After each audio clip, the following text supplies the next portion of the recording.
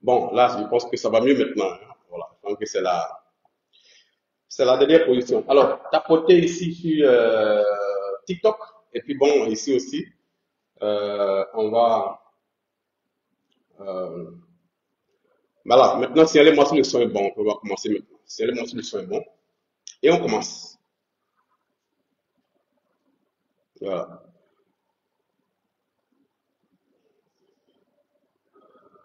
C'est bon maintenant. Voilà. Je pense que c'est mieux maintenant. Alors donc, il est 20h49 minutes. Je vous laisse le temps de vous connecter. Euh, je voudrais saluer nos amis chrétiens et musulmans qui font le carême en ce moment. Saluer tous nos parents musulmans qui viennent de couper le carême. J'espère que ça n'a pas été trop dur aujourd'hui et que les prières que vous avez faites vous ont revigoré, requinqué pour une autre journée de carême demain. Alors, je vous prie de continuer à tapoter, à partager le live, à partager sur les deux réseaux sociaux. Voilà. Partager, partager. Nous sommes déjà 1137 personnes en ligne sur Facebook et 1000 personnes sur TikTok. Voilà, ça fait déjà 2000 personnes en ligne. Je vous donne, on va prendre 5 minutes pour vous laisser vous connecter confortablement. Et puis tout à l'heure, on va commencer le live. Voilà. Partagez, partagez, partagez, partagez. On doit être aujourd'hui 10 000 personnes en ligne, même plus parce que le sujet est important. Ça concerne tous les Ivoiriens. La prédation sur nos terres est devenue extrêmement préoccupante. Les expropriations de terrain au détriment des Ivoiriens devient absolument préoccupant et il est temps que ensemble nous disions le non, que nous appelions nos autorités à regarder de près ce qui se passe. Parce que les questions foncières sont des questions essentielles. Chacun de nous sait que la Côte d'Ivoire est dans une situation compliquée en matière de gestion foncière, que ce soit en zone urbaine et que ce soit en zone rurale. Et donc, l'affaire de Djologobité qui a éclaté grâce à Mme Traoré Aïssatou est le symbole de ce qui se passe dans notre pays dans le domaine du foncier. Où aujourd'hui, des personnes débarquent dans les villages avec des ACD, comme le cas de Enokaté, où un projet d'ACD sur 67 hectares s'est finalement transformé en 514 hectares que les gens ont pu obtenir avec de faux documents. L'affaire, vous le savez, est au niveau du pôle pénal financier. Et nous aussi, à l'éléphant déchaîné, nous enquêtons sur cette affaire qui est monstrueuse et qui révèle un peu ce dans quoi nous sommes en matière de corruption qui étrangle notre pays. Donc, je vous invite à partager, à tapoter le live sur TikTok. Vous n'avez pas encore partagé, vous êtes 1000, mais à peine 200 partages. Il faut qu'on soit des milliers à écouter aujourd'hui. Nous sommes 3000 sur Facebook, on a encore 5 minutes. Je vous invite à partager le live, à partager et à tapoter aussi, à le sécuriser pour que nous puissions faire un bon direct. Nous savons que beaucoup d'Ivoiriens sont connectés, les victimes sont connectées, les Français aussi sont connectés, les Ivoiriens sont connectés, parce que c'est des questions qui touchent tout le monde. Tous les Ivoiriens, qu'ils soient du nord, qu'ils soient du centre, qu'ils soient du sud, qu'ils soient de l'ouest, qu'ils soient de l'est, tous les Ivoiriens sont touchés par les affaires de foncier en Côte d'Ivoire. Chacun a une connaissance, chacun a un parent, chacun à une terre ou projette en acheter, il faut qu'ensemble nous nous battions pour que l'acquisition foncière en Côte d'Ivoire soit absolument sécurisée. Le ministère de la Construction promet qu'avec l'ADU qui va être lancé, sauf changement à la fin de ce mois de mars, tous les conflits fonciers, en tout cas en matière urbaine, en zone urbaine, vont s'estomper et que nous n'entendrons plus parler de faussaires, de double attribution, de triple attribution, d'ACD délivrés à des individus qui ne figurent ni dans les titres des villages, ni dans ceux du ministère. Comme le dirait l'autre, qui vivra, verra. Donc, nous verrons ce que cet ADU, présenté comme le remède miracle contre tout le faux, va servir aux Ivoiriens. Je vous demande toujours de tapoter le live, de partager. Nous commençons dans 3 minutes, 5 minutes. À 21h exactement, nous allons commencer. Et cela va durer à peu près 45 minutes, au cours desquels nous allons vous donner des éléments. Vous permettre de comprendre comment le faux a été organisé à Djorogobité. Vous permettre de comprendre comment les deeds ont été manipulés. Comment des stickers censés sécuriser les deeds au ministère de la Construction se sont soi-disant volatilisés, auraient été volés pour se retrouver sous d'autres deeds qui n'étaient pas au ministère, qui n'étaient pas dans les village de Djorogobité.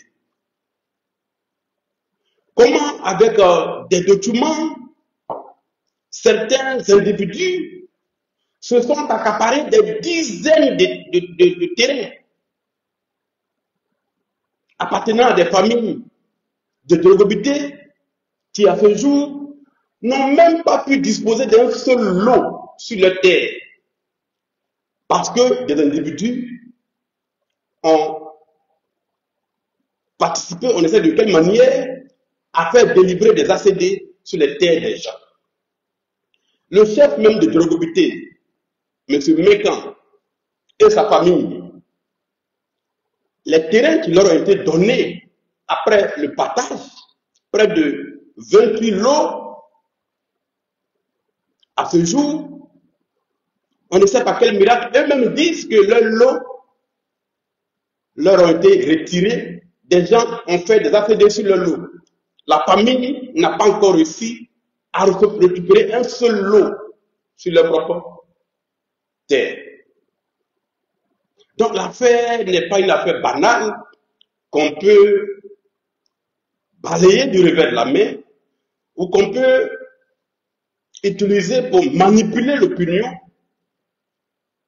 parce que des victimes sont dans la détresse. Nous allons vous dire combien ont porté plainte formellement contre des individus.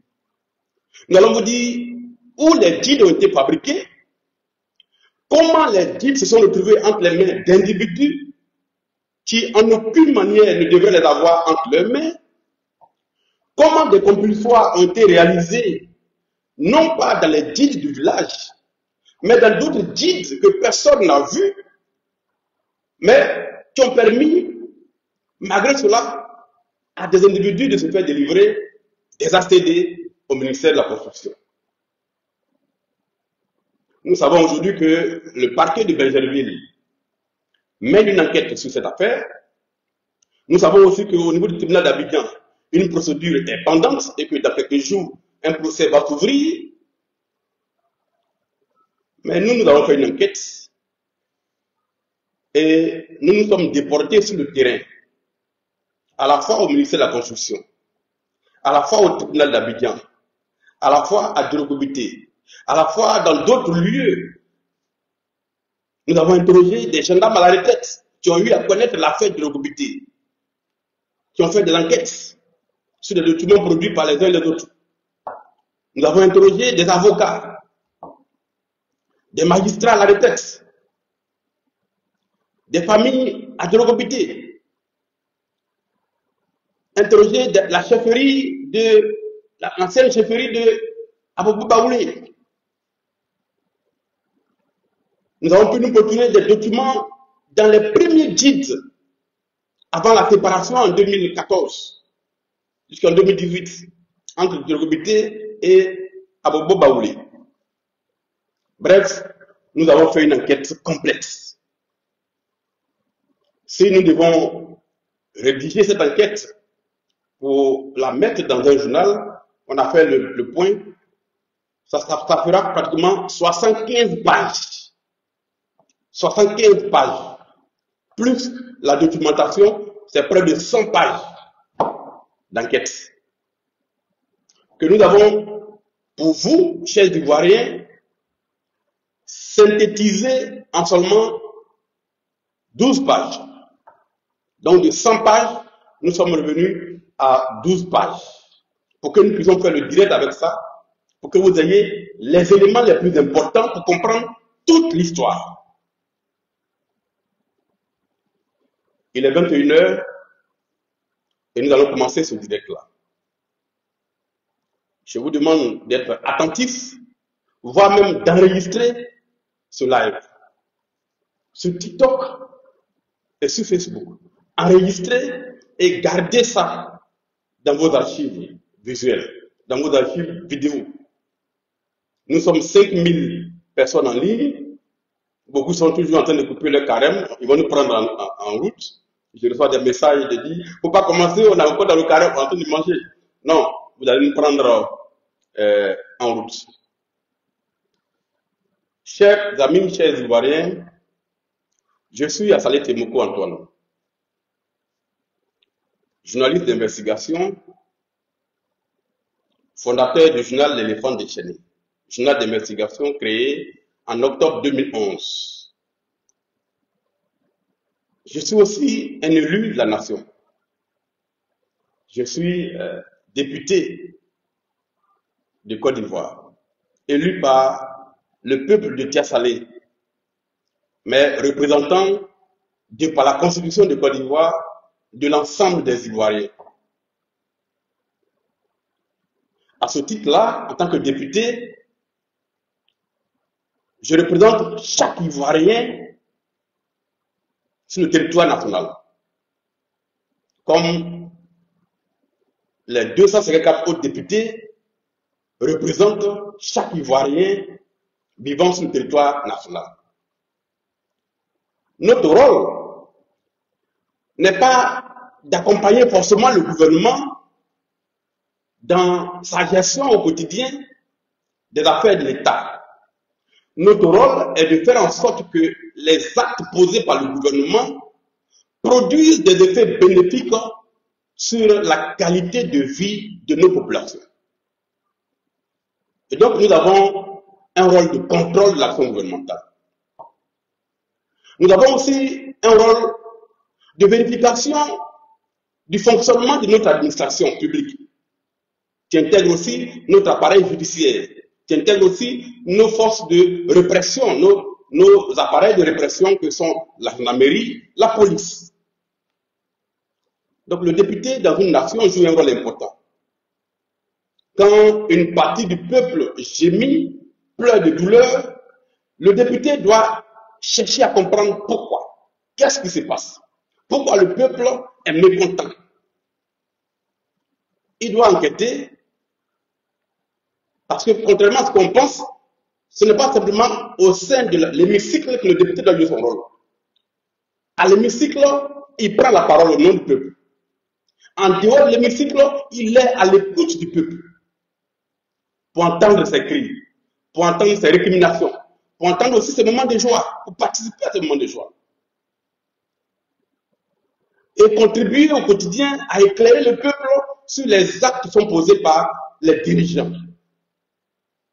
Voilà le rôle, l'un des rôles les plus essentiels d'un député.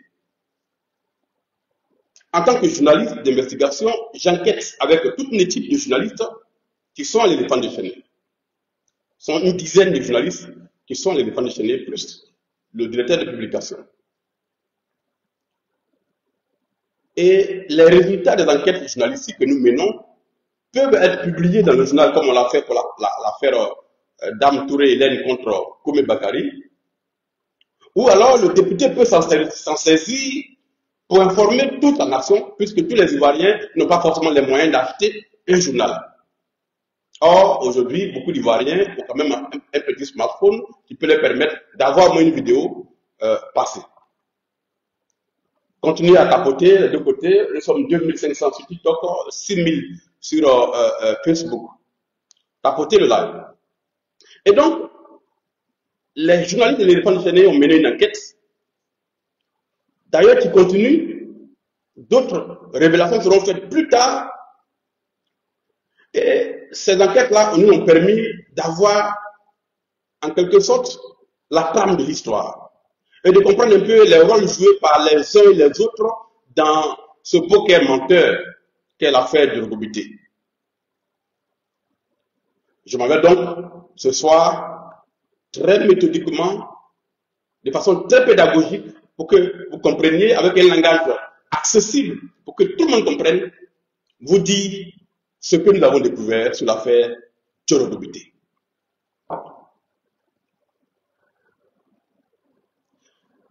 Il y a quelques semaines de cela, Madame Traoré a fait une vidéo, Traoré Azatou a fait une vidéo disant que le nommé Koumé Bakari se serait accaparé son lot ou aurait accaparé son lot si la Rogobité. La vidéo diffusée par elle sur les réseaux sociaux a créé une vive émotion dans notre pays, notamment pour ceux qui ont les réseaux sociaux. À la suite de cette vidéo, d'autres victimes sont apparues accusant la même personne, M. Koumé Bakari, de les avoir expropriés, d'avoir détruit leur maison, ainsi de suite. Dans la recherche de la vérité sur cette affaire, deux camps se sont formés. Le premier camp est celui de ceux qui défendent le nommé Koumé Bakari, présenté comme la victime d'un lynchage médiatique organisé, alors que ce dernier aurait la vérité de son côté.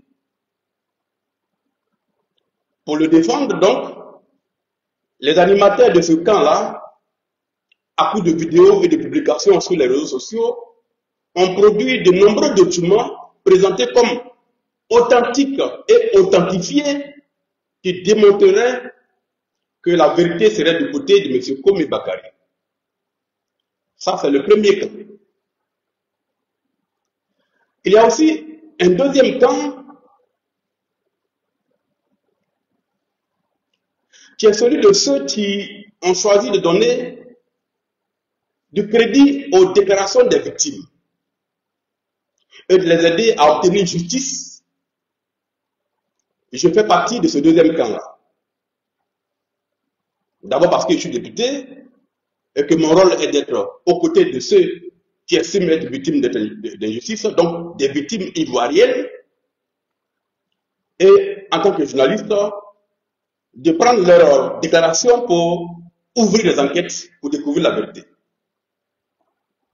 Nous avons mené une enquête absolument équilibrée, où nous avons entendu toutes les parties.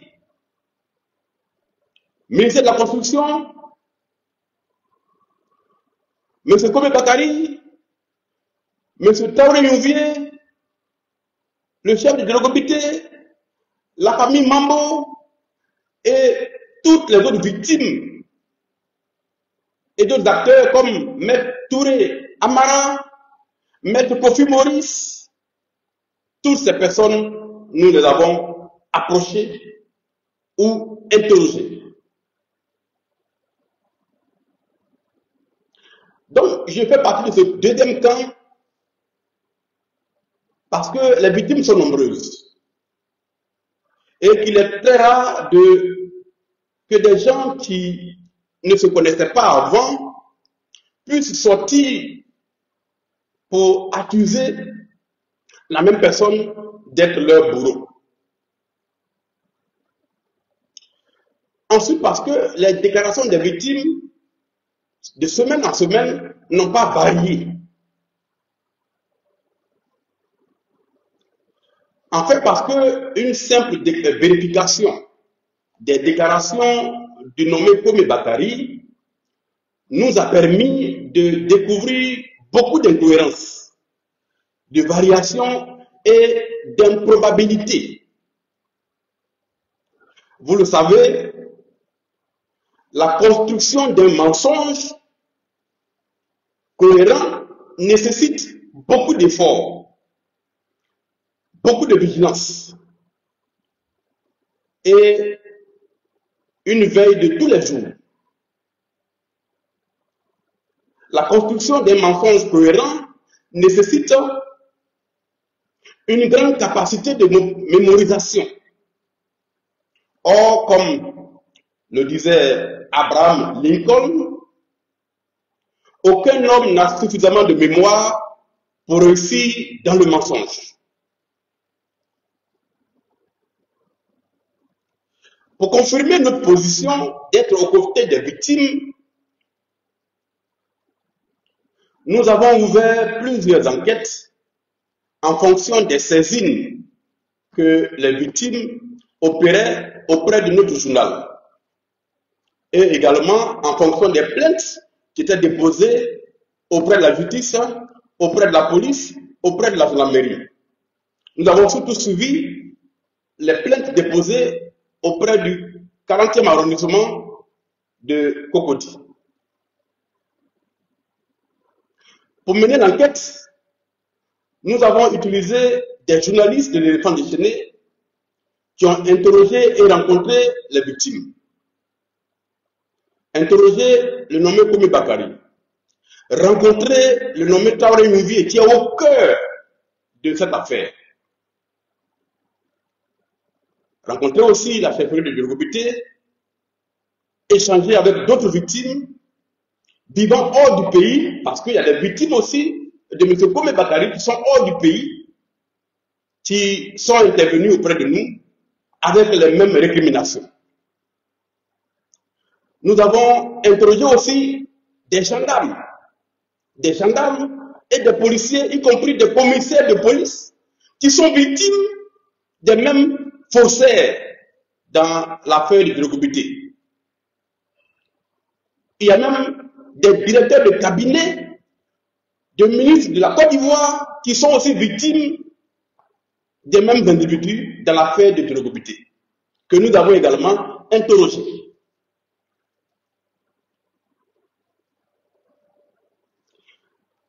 Au-delà de cela, nous avons commis des avocats. Nous avons commis des commissaires de justice pour nous appuyer dans la recherche de la vérité. Et ces avocats ont fait un travail formidable. Ces commissaires de justice ont fait un travail formidable en respectant les procédures, en nous orientant juridiquement auprès des tribunaux pour avoir des éléments d'appréciation des documents produits par les uns et les autres. Donc nous avons fait une enquête complexe. Enfin, nous avons interrogé des journalistes qui, dans cette affaire, ont pris une position. Parmi ces journalistes, le nommé Saïd Penda. Nous l'avons également interrogé, puisque lui également dit avoir travaillé sur l'affaire et a produit plusieurs publications et des vidéos au cours desquelles il a produit des documents qu'il dit avoir authentifiés et qui démontreraient que la vérité se trouverait aux côtés de M. Komé Bakari. Ce confrère, notamment, au cours de ces vidéos, a ciblé le premier responsable de l'Éléphant déchaîné, qu'il a injurié, insulté, traité de tous les mots, traité d'apprenti journaliste, traité de politicard, de fasciste, de xénophobes et d'autres crimes d'Israël.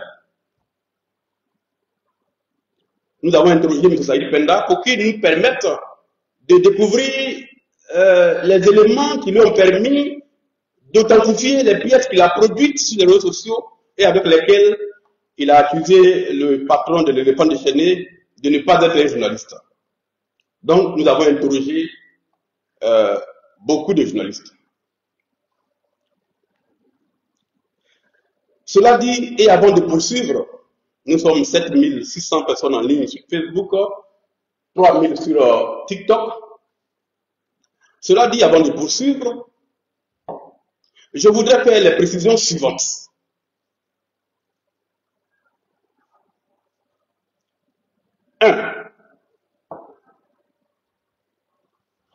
Contrairement à mon confrère, pour qui j'ai beaucoup de respect, ou pour qui j'avais beaucoup de respect avant l'affaire Komi Bakari, contrairement aux affirmations de mon confrère Saïd Penda, qui a juré avec une main sur le cœur et une autre main posée sur le Coran, en citant des sources soi-disant haut placées dans l'appareil judiciaire.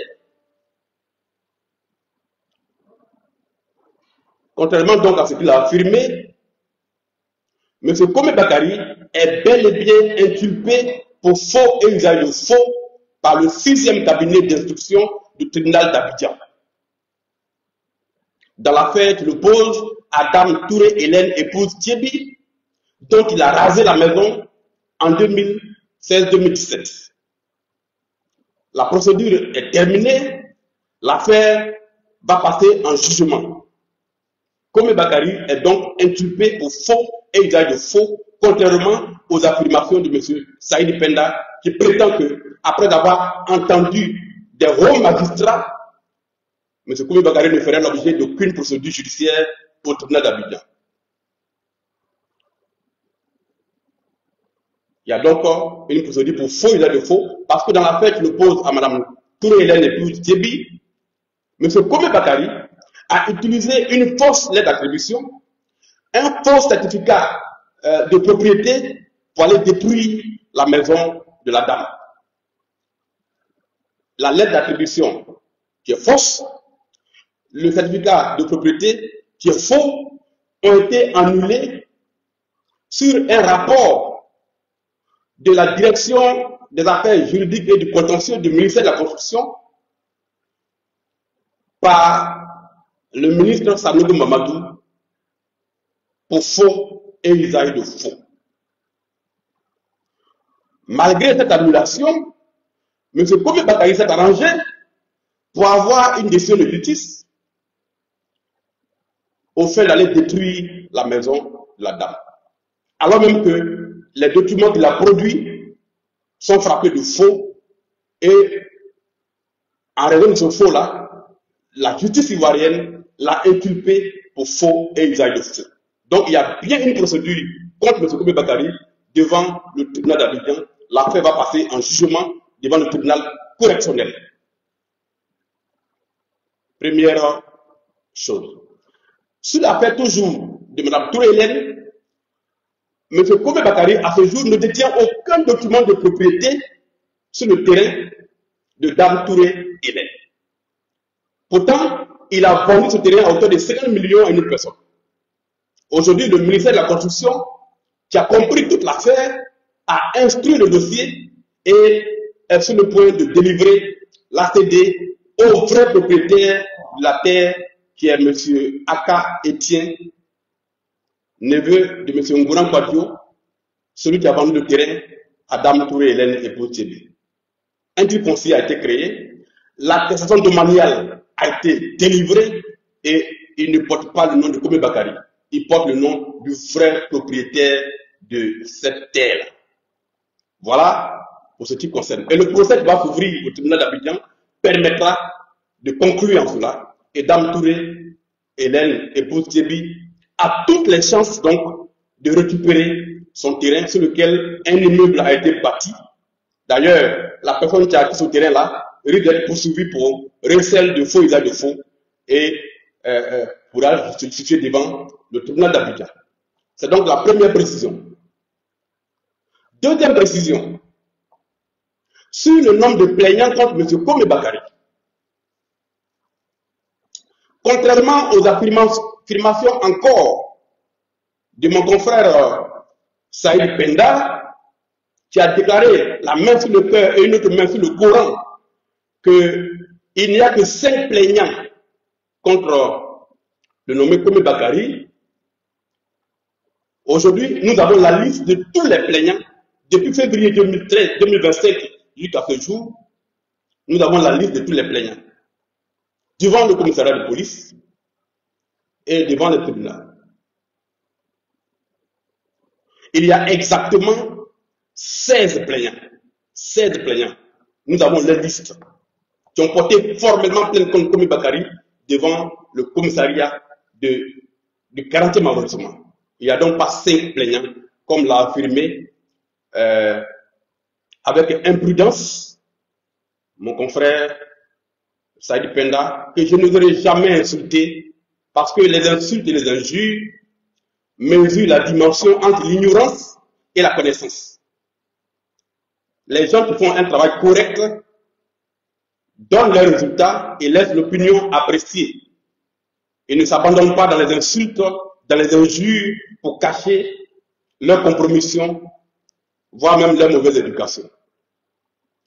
Il y a donc 16 plaignants contre M. Kome Bakari. Aujourd'hui, il y a eu un 17e plaignant qui a saisi le parquet d'Abidjan contre Kome Bakari. Et ce 17e plaignant, c'est le député de la nation Assalé Timoko. Oui, j'ai porté plainte aujourd'hui auprès du parquet d'Abidjan contre M. Kome Bakari. Non pas parce qu'il m'aurait pris intérêt, mais pour des raisons que je vais vous expliquer plus tard. Troisième précision. Nous sommes 9000 personnes en ligne. Continuez à partager parce que la Côte d'Ivoire doit découvrir ce qui se passe réellement. Les Ivoiriens doivent découvrir comment leur administration est utilisée pour brimer le peuple de Côte d'Ivoire. Comment leur administration, comment leur système judiciaire est utilisé par des faussaires pour détruire des vies entières dans le silence total. Donc, partagez, enregistrez et gardez cela. Troisième précision donc, sur l'identité ou sur le lieu de naissance de M. Kome Bakari. M. Kome Bakari n'est pas né en Côte d'Ivoire. Je répète, M. Kome Bakari n'est pas né en Côte d'Ivoire. Il n'est pas né à Aboboga, Bécherville. M. Kome Bakari est né le 1er janvier 1979 à Kwara, dans la commune de Nara, République de Bali. Je répète, M. Kome Bakari est né le 1er janvier 1979 à Kwara, dans la commune rurale de Nara, République du Mali. De père et de mère maliens. Avant qu'il ne se fasse établir une carte d'identité ivoirienne en 2009, dont la carte d'identité orange, M. Kome Bakari possédait, et ça nous l'avons vérifié auprès du consulat du Mali en Côte d'Ivoire et auprès du ministère du budget, auprès du cadastre, avant de posséder la carte d'identité ivoirienne en 2009, sur laquelle il est né à Aboboga, M. Kome Bakari possédait la carte consulaire numéro 03 37 614 établie le 18 juin 2002 à Abidjan par l'ambassade du Mali en Côte d'Ivoire. Sur cette carte consulaire dont nous avons les éléments documentés, M. Kome Bakari est né au Mali, à Kwara, dans la commune de Nara. C'est très clair. Alors, au cadastre d'Abidjan, où il a fait plein de papiers pour avoir les ACD et tout ça, auprès des impôts de Côte d'Ivoire, comme Bakary paye certains impôts fonciers, il est enregistré comme né au Mali à Ouattara. C'est très clair. Pour son enregistrement aux impôts, il a utilisé sa carte consulaire malienne. Et jusqu'à ce jour, c'est cette carte-là qui est la documentation détenue par les services des impôts de Côte d'Ivoire. En 2015, M. Komi Bakary a obtenu un renouvellement la carte d'identité VEX, délivrée le 11 mars 2015. Avec quelle pièce de parents ivoiriens ou bien avec quelle documentation de l'État de Côte d'Ivoire M. Komi Bakary a-t-il pu obtenir la carte d'identité orange en 2009? A-t-il été naturalisé et par conséquent dispose-t-il d'un décret de naturalisation? Pour obtenir la réponse à cette question, nous avons interrogé les archives de naturalisation en Côte d'Ivoire. Est-ce que M. Komi Bakary a été naturalisé? Pour avoir la réponse, nous avons interrogé les archives des décrets de naturalisation en Côte d'Ivoire. Au terme de cette recherche, nous n'avons pas retrouvé le décret de naturalisation de M. Komi Bakary. Ce qui ne veut pas dire que ça n'existe pas. En revanche, nous avons retrouvé celui de son grand frère, de même père et de même mère, M. Komi Sese, né lui aussi à Ouattara, opérateur économique, naturalisé en 2005 par un décret signé par le président Laurent Gbagbo. Donc, M. Komi Sese a obtenu la nationalité ivoirienne de façon parfaitement régulière. Son décret de naturalisation existe, nous l'avons vu. En revanche, nous n'avons pas été à mesure de retrouver le décret de naturalisation de M. Komi Bakary.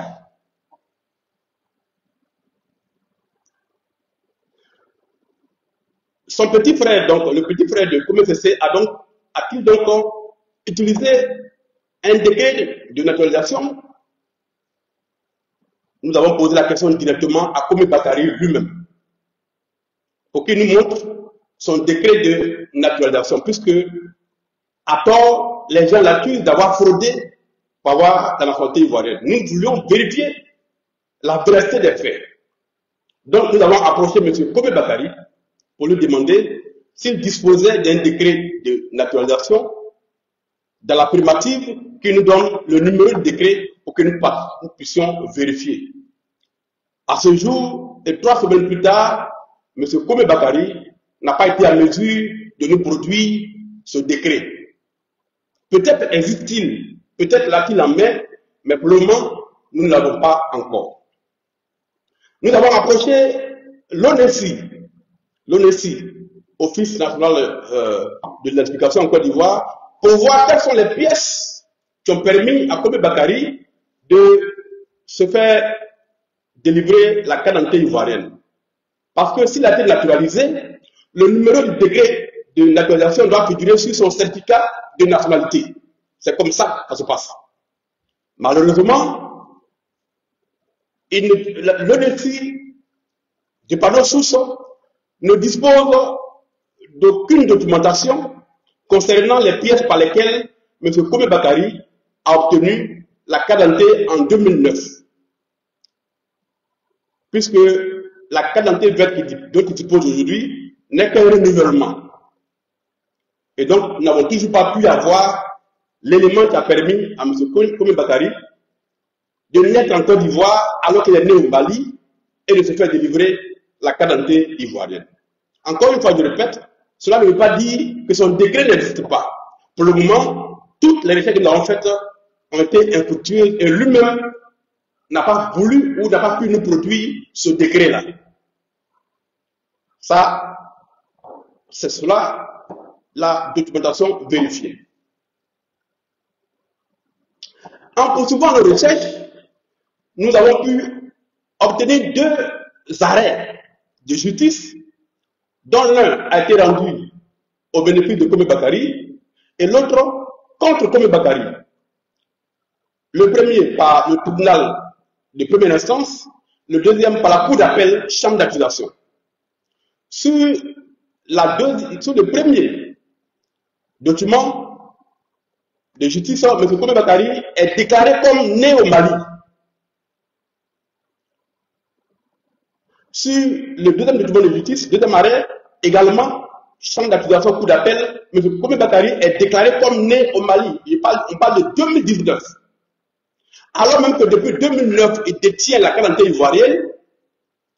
En 2016 et en 2019, dans des procédures judiciaires, ses avocats le présentent comme né au Mali le 1er janvier 1979.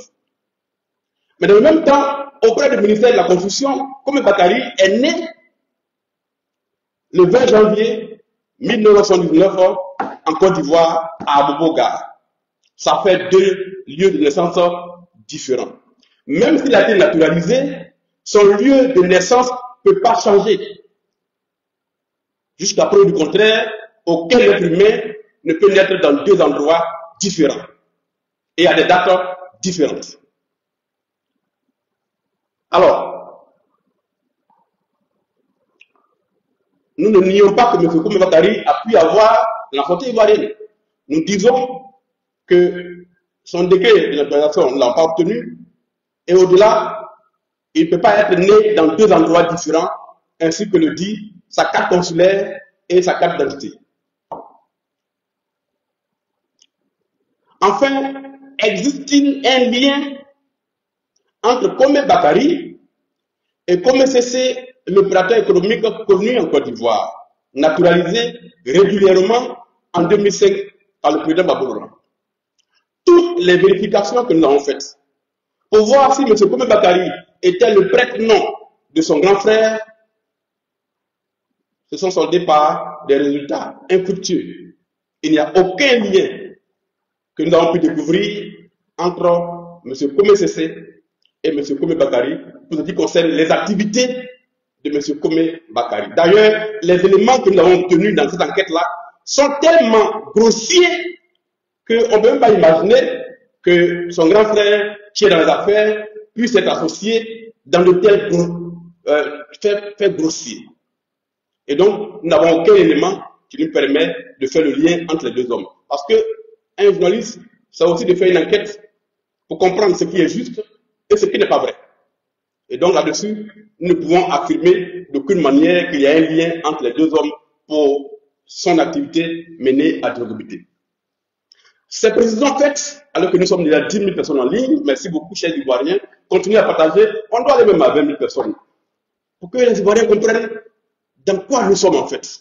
Comment ce pays-là est en train petit à petit de glisser dans une sorte de débat immoral, dans une sorte d'abandon total entre les mains de faussaires, entre les mains de voyous qui ont pignon sur rue, qui sont protégés par ailleurs par des individus haut placés, et donc qui sont dans notre pays et qui commettent des infractions tous les jours sans que la justice ne les rattrape.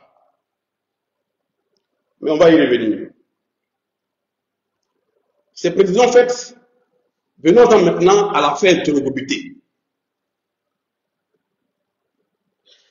À la suite de 3 arrêts rendus par la Chambre administrative de la Cour suprême, le village de Drogobité a obtenu le droit de signature sur les attestations villageoises relatives au lotissement Bessikwa. Avant ces arrêts, seul le village de Abobaoulé avait droit de signature sur les attestations en liaison avec la chefferie de Drogobité qui délivrait les lettres de cession à partir desquelles la chefferie de Abou Baoulé faisait les attestations. Donc, il y a un guide sur le lotissement Bessikoua qui est détenu aujourd'hui par la chefferie de Abou Baoulé. Sur ce lotissement, donc, après le conflit entre les deux villages, il ne restait que sur près de 5000 lots, plus de 6000 lots, il ne restait que 1272 lots résiduels qui sont revenus au village de Dorogobité à la suite d'une liste établie par le ministère de la Construction à travers son service juridique. En 2020, sur demande de la chefferie de Dorogobité, le nommé Taoé Nyungvie, opérateur immobilier, opérateur foncier, qui a travaillé en liaison avec la chefferie de Dorogobité pendant le procès contre le village de Abobo Baoulé. Et donc, la chefferie de Dorogobité a demandé à M. Taouré Nyungvie de confectionner les guides afin de faire le partage des lots et procéder aux ventes régulières. M. Taouré Nyungvie s'est adressé à un imprimeur qui se trouve à Makori. Tout à l'heure, je vous donnerai le nom de l'imprimeur. Là, M. Taouré Nyungvie a fait confectionner 12 tomes de guide pour le village de Dorogobité et 12 tomes du même guide pour le ministère de la Construction. Donc, au total, 24 tomes ont été produits. Sauf que la chefferie de Dorogobité, plusieurs mois plus tard, après la confection des guides qui sont restés avec Taouré Nyungvie, la chefferie va s'apercevoir que les lettres d'attribution régulièrement délivrées par ses soins à des acquéreurs enregistrés dans le guide se retrouvaient pris de court au ministère de la Construction parce que sur les mêmes lots se trouvaient d'autres lettres d'attribution délivrées à d'autres personnes inconnues du village ou de la chefferie de Dorogobité. Donc il y avait des doubles attributions, ce qui était incompréhensible. Et ceux qui avaient les lettres d'attribution, qui ne provenaient pas des guides du village de Dorogobité, arrivaient avec une facilité déconcertante à avoir les ACD avant même ceux qui ont acquis régulièrement le terrain et qui ont leur nom inscrit dans le guide de Dorogobité 2.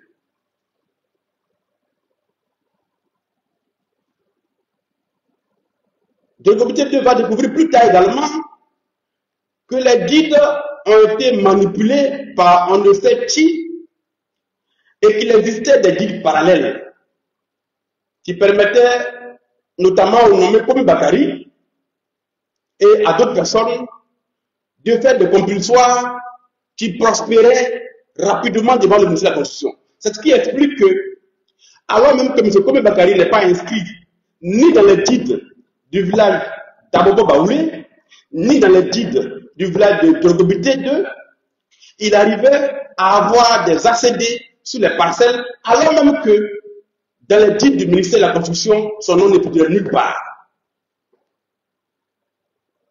C'était ça, le grand paradoxe. Aujourd'hui, nous savons exactement ce qui s'est passé. 1. M. Komi Bakari récupère les guides chez l'imprimeur. C'est le titre de cette partie-là. Quand les guides ont été conçus dans une imprimerie de Makori au prix de 1 900 000 francs payés par M. Taouré Nyungvie, c'est Komi Bakari qui n'est ni opérateur sur le terrain, qui n'a participé à aucune étape de lotissement, qui n'était connu de personne dans le village de Drogobité, qui est allé à l'imprimerie récupérer les guides. Je répète, quand les guides ont été conçus dans une imprimerie à Makori, les 24 tomes du guide, c'est M. Kome Bakari qui est allé récupérer les guides auprès de l'imprimeur, à l'insu du village et de la chefferie de Drogobité.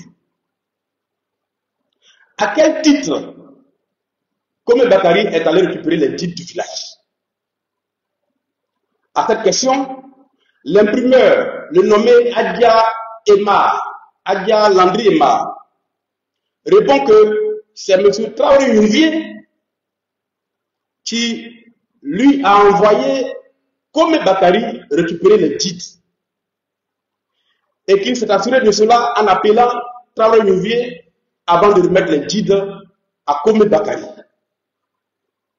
Donc les guides de Drogobité, après la conception à l'imprimerie, la première personne qui les a reçus, c'est M. Kome Bakari. Selon la déclaration de l'imprimeur.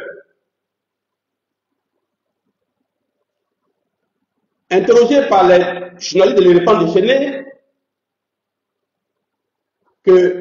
qui sont allés à sa rencontre, M. Traoré Yunvier a répondu qu'il n'a pas envoyé Kome Bakari récupérer les guides et que ce serait l'un de ses collaborateurs, le nommé Jean-Serge, qui serait allé avec Kome Bakari pour prendre les guides auprès de l'imprimeur.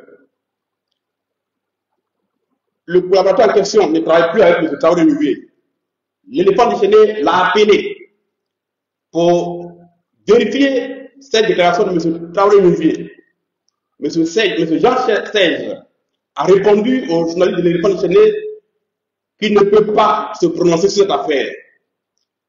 Maintenant, à partir du moment où il ne travaille plus avec M. Traoré Yunvier, mais qu'il ne se reconnaît pas avoir accompagné qui que ce soit. C'est ce qu'il nous a répondu. Interrogé également par les journalistes de l'Éléphant déchaîné, M. Kome Bakari n'a pu répondre à cette question. Pourquoi c'est lui qui allait prendre les guides quand ils ont été conçus? Il n'a pu nous répondre. 2. L'histoire des stickers dans les guides. Je rappelle que l'enquête est rédigée avec toutes les pièces, va faire autour de 75 pages, 100 pages. Et que nous l'avons synthétisée en 12 pages pour pouvoir vous la mettre à disposition pour que vous compreniez l'essentiel de la chose. Sinon, nous avons toutes les documentations de chaque étape. L'histoire des stickers apposés dans les guides de Drogobité. Au cours de l'émission que nous avons eue sur NCI avec le directeur du domaine urbain, M. Diallo Aboulaye, pour ceux qui ont suivi l'émission, M. Diallo Aboulaye a déclaré que des stickers spéciaux ont été conçus pour authentifier les guides de Drogobité parce qu'il y avait des documents qui venaient et qui démontraient qu'il y avait des irrégularités dans les guides. Et que c'est lui qui a fait concevoir ces stickers pour les apposer dans les guides pour les authentifier. Alors, en 2022, effectivement, devant ce qui se passait, la confusion totale créée dans les attributions, avec des compulsoires réalisés non pas à Drogobité, mais qui prospéraient au ministère, le secrétaire général de la chefferie de Drogobité a écrit au ministère de la Construction, notamment à M. Diallo Aboulaye, pour lui signaler l'existence d'un guide parallèle à partir duquel des individus arrivaient à faire des compulsoires pour avoir des ACD au ministère de la Construction. C'est donc à la suite de ces courriers que le ministère a décidé d'apposer des stickers sur les pages des 12 tomes du guide de Djologobité. Les stickers ont été commandés et remis au nommé Yapi Roger, à l'époque sous-directeur au domaine urbain. C'est lui qui a fait apposer au cours de 3 jours de travail, pratiquement 4 jours de travail, les stickers dans les 12 titres de Djologobité, page par page. Je vous invite à partager tout le live parce que les choses qui vont être dites aujourd'hui vont peut-être vous choquer et vont pousser chacun de nous à s'interroger profondément sur la nature du pays dans lequel nous vivons. Donc écoutez attentivement.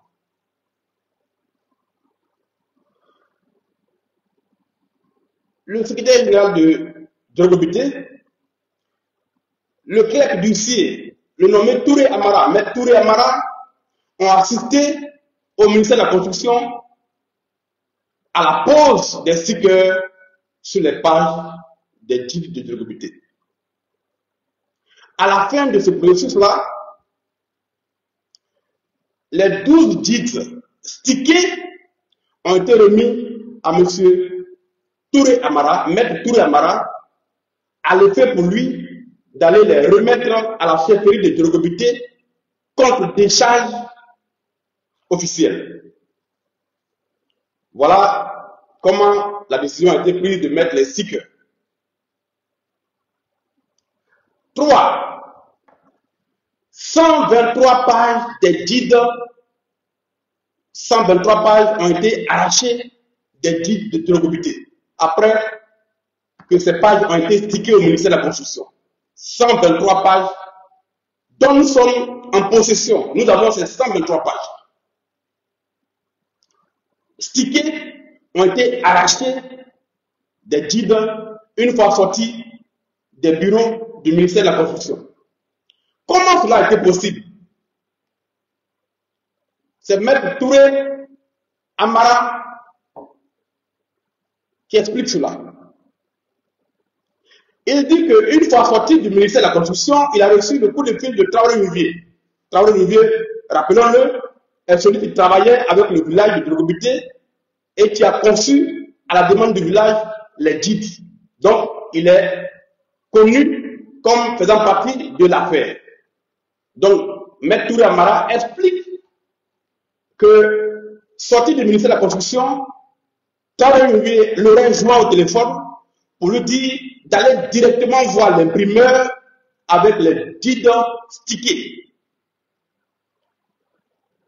Et que, déférant à cette instruction, il serait directement allé voir l'imprimeur qui ne connaissait pas à Makori. Que là, il a remis les guides à l'imprimeur pour le compte de Traoré Louvier. Et que l'imprimeur lui a dit que le travail à faire devait prendre un peu de temps. Et donc, lui, Touré Amara, serait allé se promener pendant quelques heures. Et que, donc, quelques heures plus tard, l'imprimeur l'a rappelé pour dire qu'il a fini le travail et donc de venir récupérer les titres. Que là, une fois devant l'imprimeur, ce dernier lui a remis les 12 tomes, lui aurait remis les 12 tomes, plus un sachet contenant des pages du titre qui avaient été arrachées. Il a pris le temps de compter, il y en avait 123. Effectivement, il y en a 123. L'éléphant déchaîné a pu se procurer ces 123 pages. Et donc, après cela, il serait allé remettre les 12 tomes du guide avec les nouvelles pages non stickées, 123 nouvelles pages non stickées à Traoré Louvier. Et que par mesure de prudence, lui-même, Maître Touré, a conservé les 123 pages stickées et retirées du guide. Que 48 heures plus tard, Traoré Louvier l'aurait rappelé pour qu'il vienne prendre les guides à l'effet de les remettre maintenant au village de Djologobité. Donc, sortis du ministère, les guides ne sont pas allés à Djogobité, ils sont allés à l'imprimerie à Bakori, où 123 pages stickées avec des noms d'acquéreurs ont été arrachés, et les guides ont été remis à Taoré Mouvier, et 48 heures plus tard, il les a remis à Touré Amara, à l'effet de les déposer à Djogobité. Voilà ce que dit Touré Amara. Alors, écoutez bien ce qui va suivre maintenant. Que, étant venu chez Traoré Mouvier pour récupérer les titres à l'effet de les déposer à Djogobité, Traoré Mouvier lui aurait demandé plutôt d'aller avec les titres encore au ministère, voir le nommé Yapi Roger, sous-directeur à la DDU. Touré Amara dit que déférant encore à ces instructions, il serait allé remettre les 12 guides avec les 123 pages nouvelles à l'intérieur, et que là, Yapi Roger, le sous-directeur, aurait apposé encore de nouveaux stickers sur les 123 nouvelles pages arrachées à l'imprimerie. C'est Maître Touré Amara qui dit cela. Interrogé, l'imprimeur reconnaît effectivement avoir retiré les pages. Donnez-moi une minute, je viens. Alors, voilà. Interrogé, l'imprimeur reconnaît avoir arraché des pages dans le titre, des pages qui d'après lui seraient raturées. Et donc, il les aurait arrachées après avoir évidemment informé Traoré Mouvier. Alors,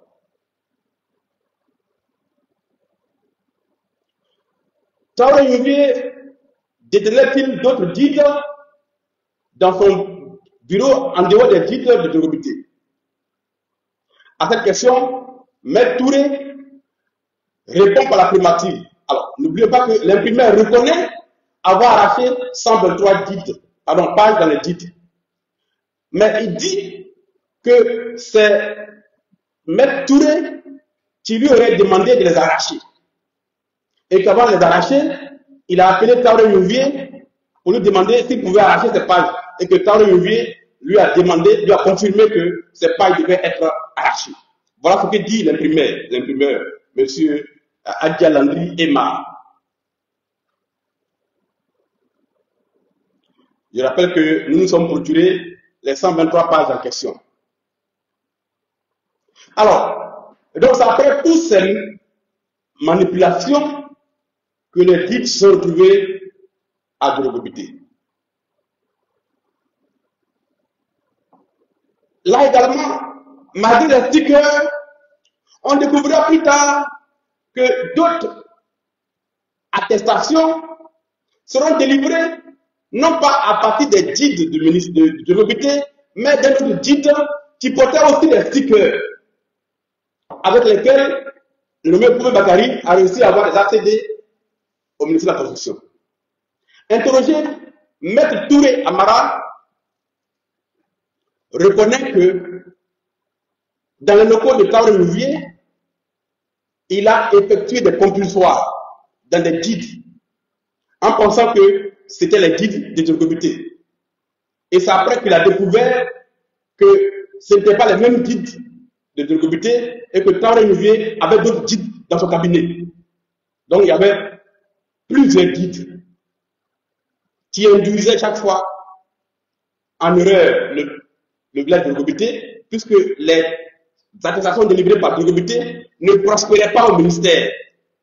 Seules celles délivrées par le guide parallèle à des individus comme Koumé Bakari prospéraient au ministère.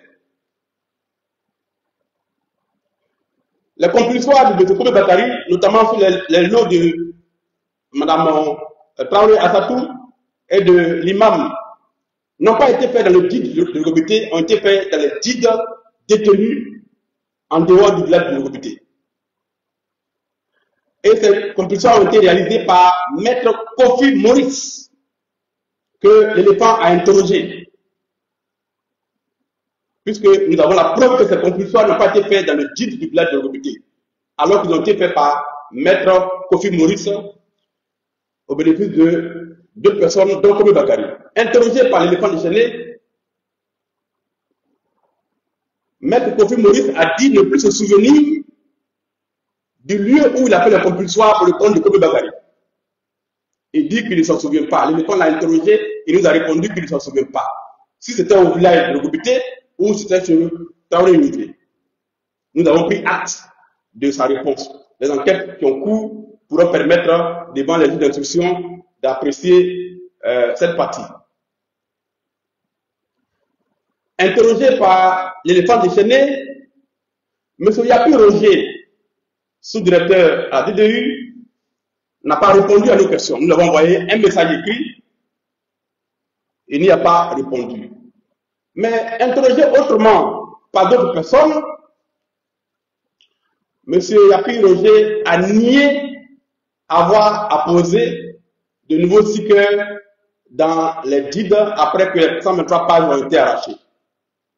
En revanche, il reconnaît que des stickers auraient été volés dans son bureau au ministère de la Construction. Je répète, M. Roger, sous-directeur au ministère de la Construction, à la DDU, déclare que des stickers auraient été volés dans son bureau au ministère de la Construction et que ce sont ces stickers-là qui peut-être ont servi à fabriquer d'autres titres. Nous lui avons demandé à savoir quelles mesures a-t-il prises quand il a découvert que ces stickers restants ont été volés. Il n'a pas répondu à cette question. D'ailleurs, Maître Touré reconnaît que Diallo Aboulaye l'aurait appelé un jour pour demander si des stickers ne s'étaient pas retrouvés dehors et qu'il aurait répondu à Maître Aboulaye Diallo que c'est seul Yapi Roger qui avait géré les stickers, autour de 1000 stickers produits, et que c'est lui seul qui pouvait répondre à cette question-là. Voilà l'histoire des stickers, comment ça a été géré. Donc le ministère de la Construction, selon la déclaration de Yapi Roger, savait que des stickers avaient été volés dans les locaux même du ministère de la Construction et se seraient retrouvés dehors à partir desquels d'autres guides ont été fabriqués et dans lesquels des compulsions ont été faites et qui ont prospéré au ministère. Cette partie-là, c'est à la justice ivoirienne de l'éclairer. Les documents de Kobe Bakari. Nous avons la preuve aujourd'hui que M. Kobe Bakari a usé de faux pour se faire délivrer de nombreux ACD sur des dizaines de parcelles sur le lotissement Bestikwa. Nous avons la preuve que 6 lots, dont nous avons les numéros et les îlots, appartenant à la famille Mambo, ont été accaparés par Kobe Bakari à partir de documents que la famille Mambo lui aurait produits, lui donnant mandat exclusif de gérer tout le patrimoine foncier. Et ces documents-là portent les sceaux de la justice ivoirienne. Voilà un de ces documents-là. Procuration spéciale, soi-disant établie auprès du tribunal d'Abidjan.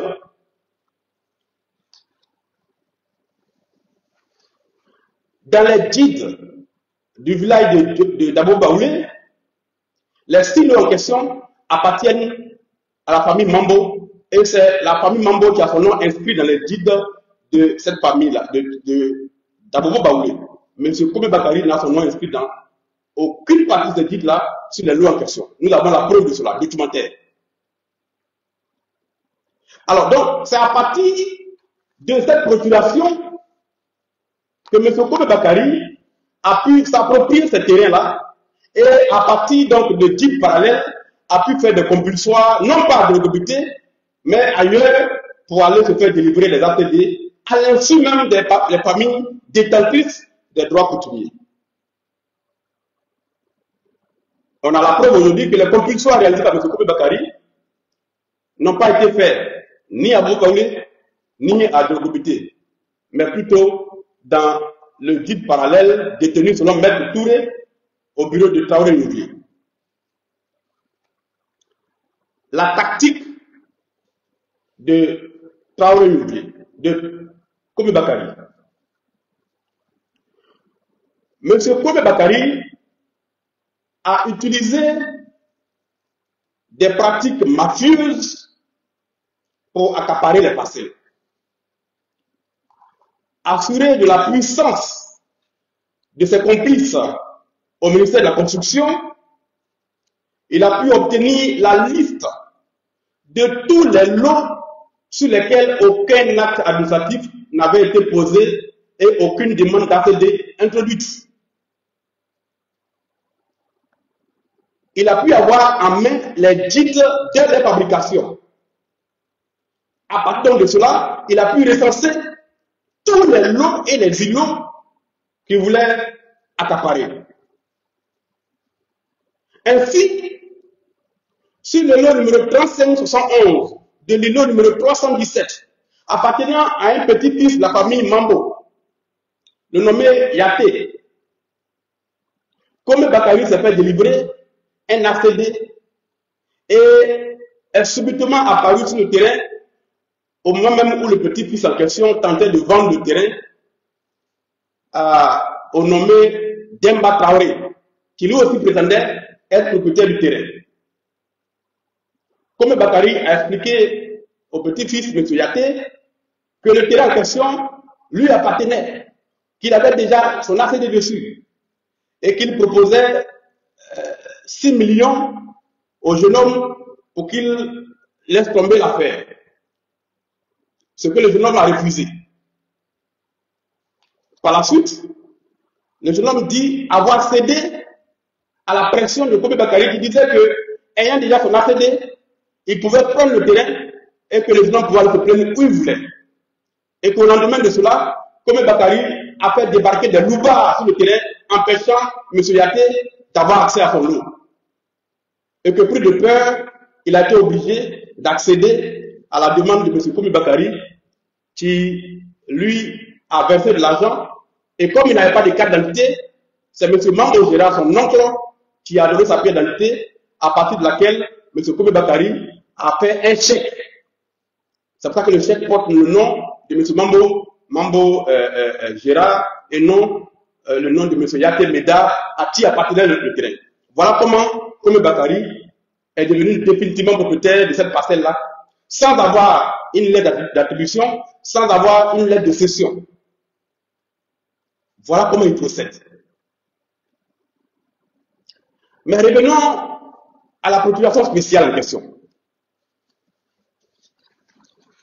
Par cette procuration spéciale, voyez bien, j'espère que vous voyez bien, procuration spéciale. Procuration spéciale. À partir de cette procuration spéciale, que lui aurait délivré la famille Mambo, à l'effet d'administrer tout le patrimoine foncier, Kobe Bakary a intégralement dépossédé cette famille de ce terrain. Que dit cette procuration? Je m'avais voulu la mission que la famille Mambo aurait confiée à Kobe Bakary, qu'elle n'a jamais rencontrée en réalité. En tout cas, pour ce qui concerne la chefferie de la famille. La procuration dit, nous sous-signer Mambo Bapoline par la présente et pour des raisons d'indisponibilité, c'est-à-dire que tous les membres de la famille Mambo disent qu'ils sont indisponibles et par conséquent, ils préfèrent confier tout à Kobe Bakary. par la présence et pour des raisons d'indisponibilité, nous, ayant droit de ce Mambo Yapo, constituant pour mandataire la société Cotimex CI Immobilier, représentée par son gérant M. Kobe Bakari, né le 20 janvier 1979 à Aboboga, Benjerville, de nationalité ivoirienne, titulaire de la carte d'identité, numéro, etc., etc. À l'effet de nous représenter et signer en lieu et place, en notre lieu et place, tout acte de cession. C'est-à-dire que la famille transfère tous ses droits à M. Kobe Bakari. Donc, à l'effet de signer en lieu et place de la famille tout acte de cession ou de transfert et du droit de propriété portant sur le lot issu du lotissement dénommé Bessikwa Drogobité 2, composé des lots et îlots au numéro suivant. Vous voyez bien, les numéros des lots suivent ici. Nous avons compté les lots en question. Il s'agit de 272 lots. 272 lots. Donc, la famille Mambo aurait confié à Kobe Bakari le droit de propriété, de cession, de tout ce qu'il faut, de transfert de tout, sur 272 lots appartenant à la famille. La mission continue. La population dit, nous demandons à Taouré Nouvier, pardon, pas à Taouré Nouvier, pardon, à Kobe Bakari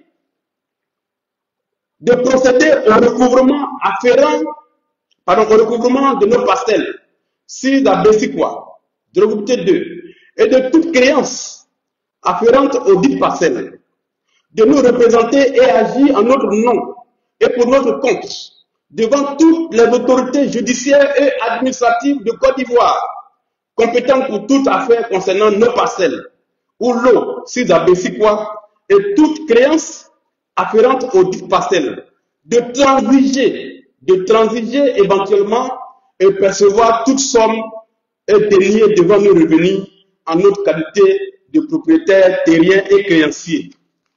Voilà la mission que la famille Mambo aurait confiée à Kobe Bakari à partir de cette procuration spéciale établie soi-disant devant le tribunal de première instance d'Abidjan sous la signature du magistrat Sam Jean-Claude.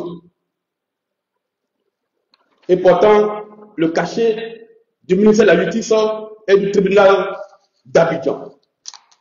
À partir donc de cette mission, M. Kobe Bakari a pu, devant la justice, devant le ministère de la Construction, se faire délivrer des dizaines d'ACD sur les terrains appartenant à la famille Mambo.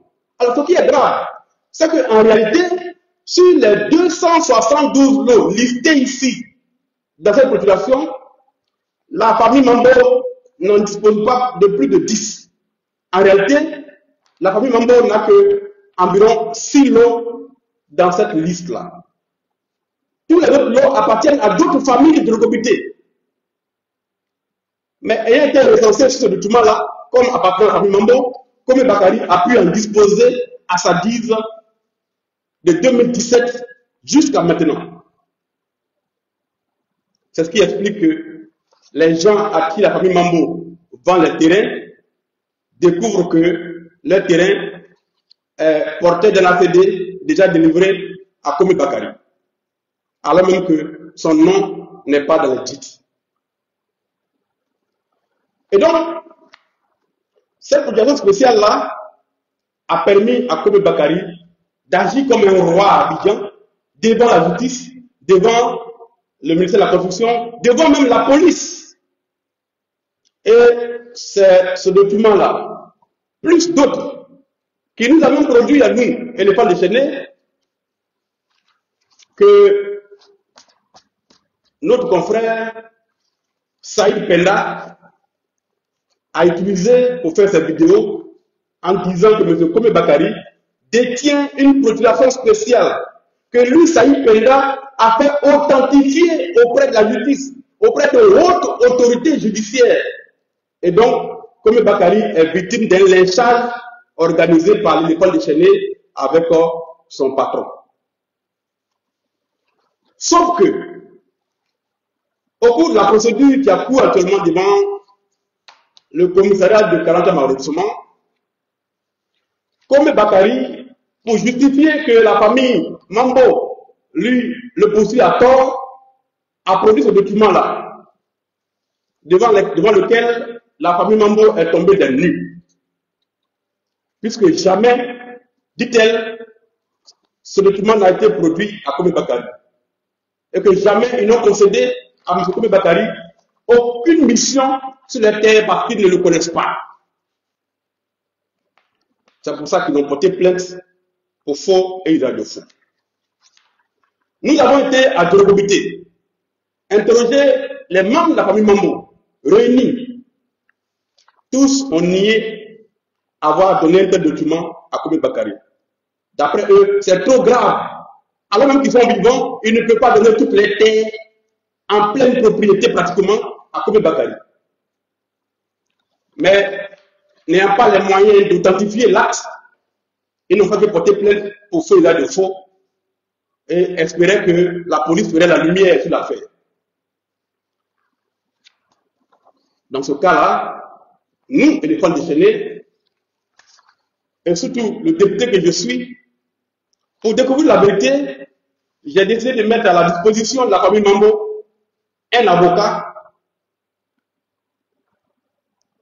de Côte d'Ivoire, enregistré auprès de la Cour d'appel d'Abidjan.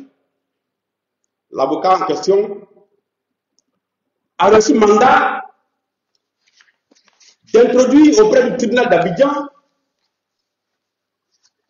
une requête aux fins de compulsoire pour vérifier si cette procuration a été établie par le tribunal d'Abidjan à la demande de la famille Mambo pour le bénéfice de Komi Bakari. Le 3 mars 2025, Maître Esso Serge, avocat à la Cour d'appel, agissant pour le compte de la famille Mambo, a introduit cette requête de compulsoire auprès de la présidente du tribunal d'Abidjan, Mme Touré Aminata, épouse Touré. Objet, vérifier si la procuration spéciale en question a été délivrée par le tribunal d'Abidjan et effectivement enregistrée dans les registres de procuration du tribunal d'Abidjan à la date de 2017. La procuration en question porte le numéro 16-25/2017, censé avoir été délivré par le juge Sam Jean-Claude. Sur la base donc de cette requête-là, Madame la présidente du tribunal d'Abidjan a rendu l'ordonnance numéro 1163 du 10 mars 2025. Voilà l'ordonnance en question. Je peux même vous montrer l'original d'ordonnance qui est là, qui a permis de faire donc le compulsoire. Voici l'original de l'ordonnance. Le jeudi 13 mars 2025, le commissaire de justice commis par nos soins à travers Maître Oussou Serge est allé signifier l'ordonnance de compulsoire au greffe du tribunal d'Abidjan, au greffier du tribunal d'Abidjan. Voilà la signification de l'ordonnance.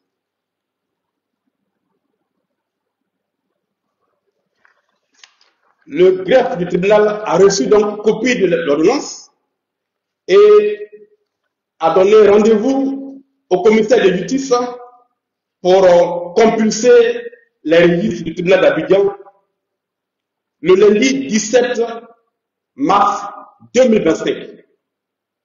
Voilà le procès verbal de compulsoire qui a été réalisé le lundi 17 mars 2025 au tribunal d'Abidjan, Côte d'Ivoire, tribunal du plateau. Que révèle le compulsoire?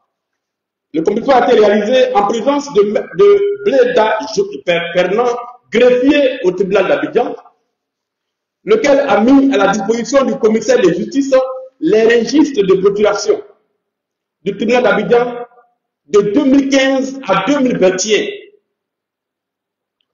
Et donc, le commissaire de justice a compulsé l'ensemble de ces registres-là. Notons que la procuration spéciale a été établie en 2017 et porte le numéro 1625. Voilà les conclusions du compulsoire réalisé au tribunal d'Abidjan. La procuration 1625/2017 du 29 décembre 2017 n'existe pas dans les registres du tribunal d'Abidjan. La dernière procuration de l'année 2017 est la procuration numéro 1624/17. Après cette procuration, on tombe sur les procurations de l'année 2018. Conclusion donc, cette procuration spéciale en question est un faux document qui n'a jamais été établi au tribunal d'Abidjan.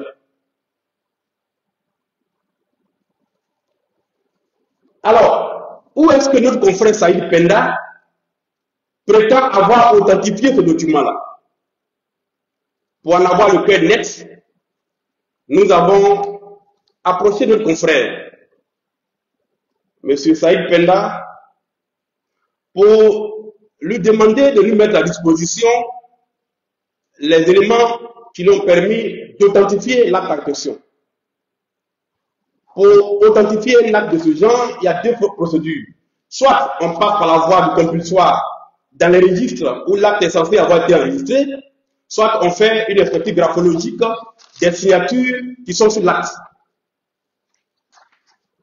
Nous avons pris la première procédure et nous avons découvert que l'acte n'existe pas au tribunal d'Abidjan et c'est un faux.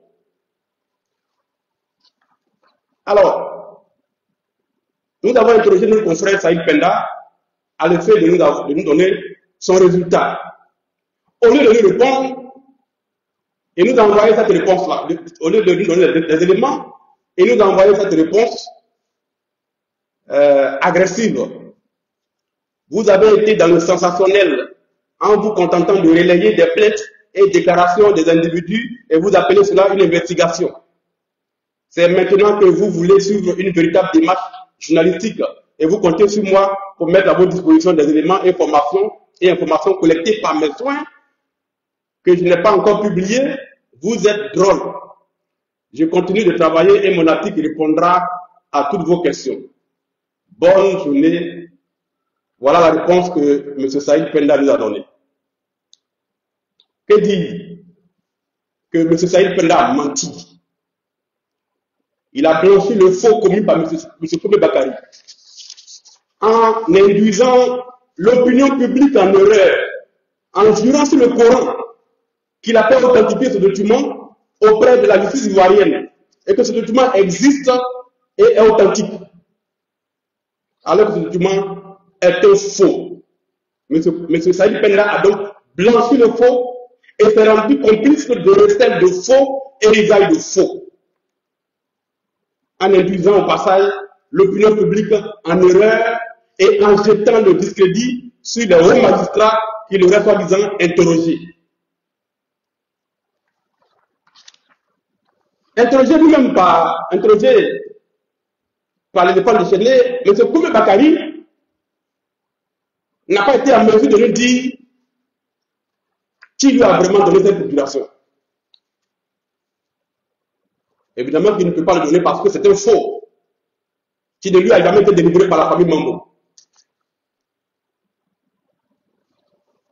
Or, tout le faux sur de l'Ogobité prend sa source dans cette procuration spéciale qui a prospéré devant le ministère de la Construction, qui a prospéré dans des procédures judiciaires et qui a permis d'exproprier des familles. Il y a 272 lots sur cette procuration. Des familles entières de Drogobité ont leur lot sur cette procuration et n'ont pu depuis 2014 avoir un seul lot. Ils ont tout perdu. La justice ivoirienne, à travers le tribunal de Benjerville qui est sur l'enquête, pourra donc interroger Kome Bakary pour qu'il dise où ce document lui a été délivré. En tout cas, ce n'est pas au tribunal d'Abidjan, alors même qu'il a utilisé le sceau du ministère de la Justice et le nom d'un magistrat, M. Sam Jean-Claude, qui est aujourd'hui conseiller du ministre de la Justice de Côte d'Ivoire. Nous avons fait des vérifications auprès du ministère de la Justice pour voir si M. Sam Jean-Claude se reconnaît dans ce document-là. M. Sam Jean-Claude, selon nos informations obtenues auprès du ministère de la Justice, dit n'avoir jamais signé aucune procuration quand il était au tribunal d'Abidjan. Voilà, selon nos sources interrogées, la réponse de M. Sam Jean-Claude. Alors, chers Ivoiriens, toute l'histoire de Drogobité est ainsi terminée. Tout est faux. Le ministère de la Construction a été peut-être induit en erreur de bonne foi ou a été complice de Kome Bakary. Les enquêtes vont le démontrer. Puisque des stickers ont été soi-disant volés au ministère. Et le ministère ne s'est pas donné les moyens de retrouver les voleurs des stickers qui ont servi à semer le désordre total dans l'affaire de Drogobité.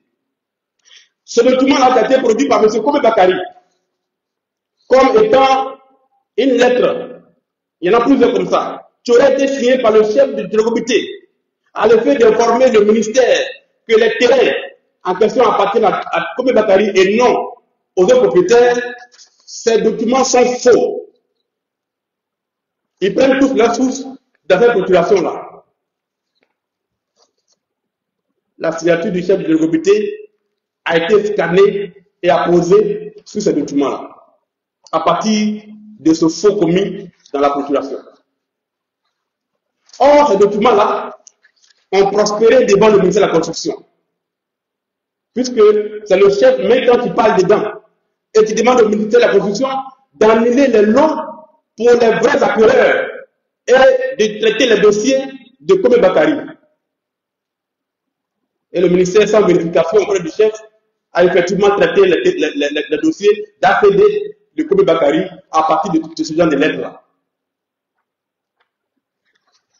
Chers Ivoiriens, voici résumé l'affaire de Drogobité. Je dis que l'enquête, sa rédaction fait 75 pages. Avec la documentation, on est autour de 100 pages. Je vous l'ai résumé en 12 pages. Alors, qu'est-ce que tout cela inspire? Et avant de poursuivre, je voudrais dire ceci. Et ça concerne mon collègue Saïd Penda. Les Ivoiriens souffrent. Des individus utilisent des moyens frauduleux pour exproprier des pères et des mères de famille. Des gens qui ont économisé toute une vie pour acheter un terrain. Et les individus viennent les déposer le terrain à partir de faux. Ils pleurent, ils se lamentent, ils sont dans la détresse. Certains font des AVC. L'affaire éclate. Pendant qu'on recherche la vérité, toi, Saïd Penda, toi, tu participes à ennoblir le faux, à détourner l'attention des Ivoiriens, à blanchir le faux et à attaquer des journalistes ivoiriens qui font leur travail. À brouiller toutes les pistes. Ça s'appelle de la complicité objective, du recel de faux et usage de faux, blanchiment de faux et de documents administratifs, induction de l'opinion en erreur. Et je voudrais dire à mon collègue, mon confrère, d'arrêter cela, d'arrêter ces pratiques-là. une minute, d'arrêter ces pratiques qui consistent à tromper les gens. Dame Touré Hélène a perdu son terrain sur la base d'un faux, commis par Komi Bakari. Il est poursuivi pour faire de faux. M. Tchadi Penda dit qu'il n'y a aucune procédure contre Komi Bakari. Ce qui est faux, alors que la dame a perdu son terrain. Sa famille est dehors, à la rue. Voilà des gens que nous avons accueillis dans notre pays. Par notre hospitalité, ils ont pu se procurer notre nationalité. Et aujourd'hui, ils se mettent avec les bourreaux pour déposséder les Ivoiriens de leur terre. En se faisant passer pour un journaliste d'investigation, soi-disant ayant travaillé à la BBC. J'appelle le procureur de la République à demander des comptes à M. Saïd Penda pour qu'il apporte la preuve de l'authentification des documents dont il s'est prévalu sur les réseaux sociaux. Il a juré les avoir fait authentifier auprès de hauts magistrats. Il faut qu'on l'interpelle pour que tout ça s'arrête. Il y a trop de souffrance. Les gens perdent leur terrain et il y a des individus qui sont là pour aggraver leur souffrance. Vraiment, je voulais prendre 2 mots pour dire cela. Je m'excuse de m'être étalé là-dessus, mais c'était important de faire cela. Il faut arrêter ça. Alors, ce que je veux dire pour terminer ce live-là, ça tient en quelques mots. Ça tient en quelques mots. Laissez-moi 1 minute, je vais y arriver. Voilà. Au final, donc, Komi Bakari a utilisé des moyens frauduleux. Voilà. Des moyens frauduleux pour accaparer des terres à Djorogobité 2. Il a eu accès au titre de ce village dès leur confection à l'imprimerie. Et cela lui a permis de faire toutes les manipulations avant même que les dînes n'arrivent à Djorogobité. 2. Le nommé Traoré Nouvier et Komi Bakari sont au cœur du scandale. D'ailleurs, l'enquête de la police les a mis formellement en cause. L'instruction ouverte auprès du parquet de Bézerville pourra permettre de situer la responsabilité de chacun. Je ne donnerai pas d'autres détails à raison de ce que l'affaire est désormais en instruction et donc on va s'en tenir à cela. Puisque ça, c'est le résultat de l'enquête de l'éléphant de Chénier. Le ministère de la Construction, à travers la direction du domaine urbain, doit expliquer aux Ivoiriens comment les gens ont pu avoir les stickers qui ont servi à authentifier des deals parallèles. Que la DDU explique aux Ivoiriens les démarches qu'elle a menées pour retrouver ces stickers après avoir découvert qu'ils ont été volés au ministère de la Construction, selon les déclarations de M. Yapi Roger.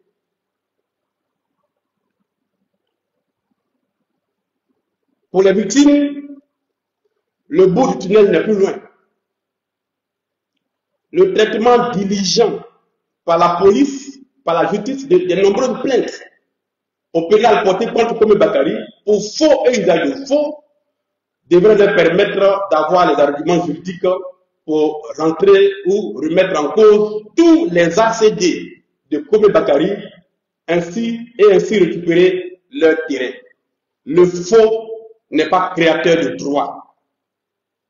Avec les preuves matérielles, authentiques, y compris obtenues auprès du tribunal d'Abidjan, qui démontrent qu'il y a eu du faux, les victimes pourront désormais récupérer leur terrain. Quand M. Komi Bakari, on l'espère, aura rendu les comptes à notre justice. Pour terminer, je vous dis ceci. Les expropriations de terres ont atteint un niveau alarmant dans notre pays. L'affaire de Djorogobité 2 est l'un des symboles de la corruption qui étreint notre pays et notre administration publique. Des acquéreurs de bonne foi qui ont utilisé toutes leurs économies ont tout perdu du fait des agissements de cette mafia du foncier qui n'hésite pas à proposer des terrains à des journalistes, à des officiers de police, à grimper pour espérer éteindre cette affaire. La vie de plusieurs Ivoiriens injustement expropriés est en jeu. Les journalistes de l'éléphant déchaîné restent vigilants et suivent les gestes des uns et des autres jusqu'à ce que la justice arrête les faussaires et rétablisse les victimes dans leurs droits. Enfin, ce matin, 19 mars 2025, j'ai déposé en ma qualité de député de la nation, représentant les populations de Côte d'Ivoire et par conséquent les victimes dans cette affaire, une plainte contre le nommé Bakary, que j'ai également dénoncé auprès du procureur pour avoir utilisé des pièces d'identité différentes avec des lieux de naissance différents pour induire notre administration en erreur. J'ai demandé au procureur de la République de faire procéder à des vérifications sur les documents de M. Kobe Bakary, pour ce qui concerne ses lieux de naissance, né au Mali et né à la fois en Côte d'Ivoire, ce qui est matériellement impossible. Ensuite, j'ai porté plainte contre Kobe Bakary pour avoir été trop loin jusqu'à utiliser les sceaux de la justice ivoirienne, jusqu'à utiliser les sceaux de la République de Côte d'Ivoire, avec des documents en tête du tribunal d'Abidjan, avec des signatures imputées à des magistrats qui jamais n'ont signé ces documents. Les sceaux de notre République ont été donc contrefaits et utilisés pour obtenir des décisions de justice, pour obtenir des actes administratifs. Et par conséquent, c'est un acte absolument grave. Et donc, j'ai saisi le parquet d'Abidjan à l'effet d'ouvrir une investigation pour que M. Kobe Bakary s'explique sur l'industrie du faux qui doit permettre de fabriquer tous ces documents avec les armoiries de l'État de Côte d'Ivoire. La plainte a été déposée et enregistrée sur le numéro 2312 du 19 mars 2020. J'espère que notre justice, que le procureur de la République fera suivre ça auprès de la police ou de la gendarmerie pour que M. Kobe Bakary nous dise quel est le tribunal de Côte d'Ivoire qui lui a délivré la procuration spéciale à partir de laquelle il a accaparé 272 lots. J'espère que M. le ministre de la Justice, M. Sosan Kambile, qui est le gardien des sceaux de notre République, ne restera pas les bras croisés devant ce scandale immense où un seul individu a utilisé des faux documents pour troubler l'ordre social, pour commettre des victimes graves, exproprier des pères et des mères de famille, des gendarmes, des policiers, des simples citoyens de leur terre. J'appelle donc M. le ministre à instruire ses services du parquet pour que, de façon diligente, M. Kobe Bakary donne les noms de tous les complices qui lui ont permis de produire tous ces faux documents avec les sceaux de la République de Côte d'Ivoire. Et j'ai agi en cela en tant que député de Côte d'Ivoire. Je voulais donc encourager les victimes à ne pas se taire et à se battre. S'il faut mettre des avocats à votre disposition, il y a des avocats en Côte d'Ivoire qui sont prêts à nous accompagner pour que justice soit rendue, parce que nous sommes tous en danger. Si cette affaire n'est pas réglée en profondeur, si les faussaires, tous les complices de l'administration ne sont pas arrêtés, qu'on soit avocat, qu'on soit magistrat, qu'on soit officielle de la République de Côte d'Ivoire, nous sommes tous en danger parce que si des individus peuvent prendre des faux documents pour avoir des accédés, aucun d'entre nous n'est en sécurité. C'est une affaire avec laquelle nous ne devons pas jouer. Voilà, chers Ivoiriens, ce que je tenais à vous dire.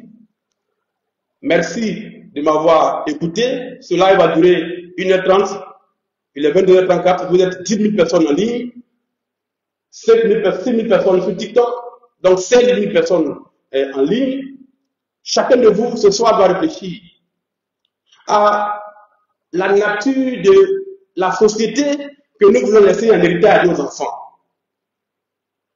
Moi, je suis terrorisé à l'idée que demain, je ne sois pas là et que dans ce pays-là, des individus puissent utiliser notre justice, notre administration, avec des faux documents, pour induire des magistrats en erreur. D'ailleurs, toutes les décisions rendues au bénéfice de Kobe Bakari par le tribunal d'Abidjan doivent faire l'objet d'audit pour qu'on s'assure que ce sont des décisions authentiques. C'est vraiment important.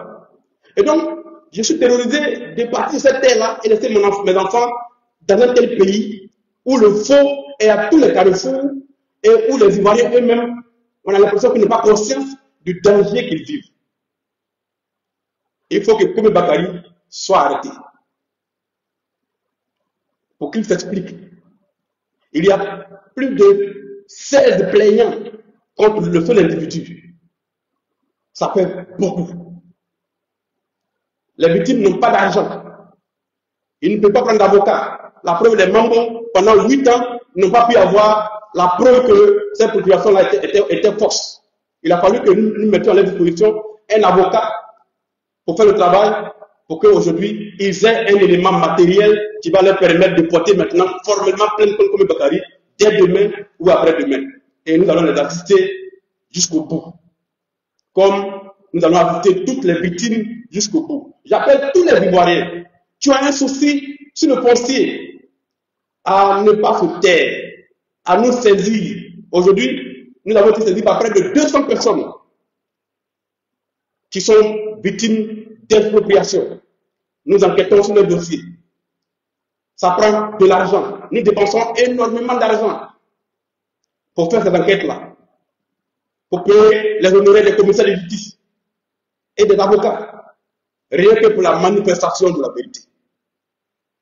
Et c'est au nom de la Côte d'Ivoire que nous le faisons. De cette nouvelle Côte d'Ivoire dont nous rêvons, où chacun sera protégé dans ses biens, dans sa propriété, et pourra maintenant faire du commerce, pourra faire des activités sans craindre que demain, il perde tout. Merci beaucoup, bonne soirée, et que Dieu bénisse la Côte d'Ivoire.